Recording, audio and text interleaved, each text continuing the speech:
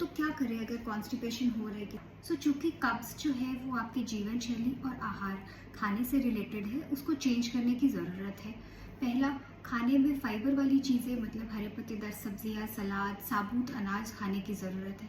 बहुत लोगों को सुना है कि हम फल नहीं खा रहे, हम जूस पी रहे हैं। तो अगर आप फल खाते हैं छिलके के साथ, जैसे सेब हो गया, नाशपाती हो गया, उसमें ज़्यादा फाइबर होता है रादर अगर आपने उसका जूस बना लिया हो। तो कब्जियत की शिकायत है तो फाइबर वाली चीज़ें ज़्यादा खानी है। दूसरा, पानी की मात्रा कम नहीं होनी चाहिए। नॉर्मल इंसान को कम से कम 2.5 से 3 लीटर पानी पीना है रोज़ाना, और वो डिपेंड करता है मौसम पे भी। अगर गर्मियाँ ज़्यादा है, पसीना ज़्यादा निकल रहा है, तो पानी की मात्रा उसी हिसाब से बढ़ानी है। तीसरी चीज़, प्रोसेस्ड फूड नहीं बहुत खाना है।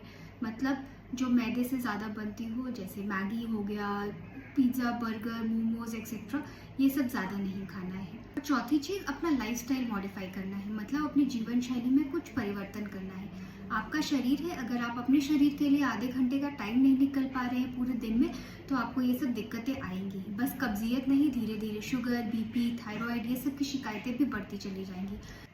रेगुलर एक्सरसाइज करना है। गाइडलाइंस ये बोलती है कि हफ्ते में कम से कम 150 मिनट आपको ऐसी एक्सरसाइज करना है कि उसमें पसीना आ रहा है, तो ब्रिस्क वॉकिंग। और ज़रूरी है स्ट्रेस मैनेजमेंट, क्योंकि आज जो है उसकी चाल सब कुछ दिमाग से कंट्रोल होता है। अगर आपका दिमाग में स्ट्रेस बहुत है, आपने खुद ही नोटिस किया होगा, अगर स्ट्रेस लेवल बढ़ जाता है तो कॉन्स्टिपेशन की शिकायत, कब्जियत बढ़ जाती है। फ़ोन नहीं लेके जाना है वॉशरूम में, क्योंकि एक तो ये अनहाइजेनिक है कि फ़ोन पे स्क्रॉल करते चलेंगे वॉशरूम में बैठ के। It is so unhygienic and definitely. और आपके जो ब्रेन सिग्नल भेज रहे हैं जो आपके गट को, वो भी धीरे धीरे वो हैम्पर कर रहा है, फिर आपको कॉन्स्टिपेशन की शिकायत होने लग रही है। और अगर ये सारी बातें करने के बाद भी, अपना लाइफस्टाइल मॉडिफाई करने के बाद भी, खाना पीना चेंज करने के बाद भी अगर कोई दिक्कत आ रही है, तो एक बार अपने डॉक्टर से ज़रूर संपर्क। तो कुछ ऐसे अलार्मिंग सिम्टम्स होते हैं जिसमें डॉक्टर से जल्दी मिलना चाहिए अगर कब्जियत हो रही हो।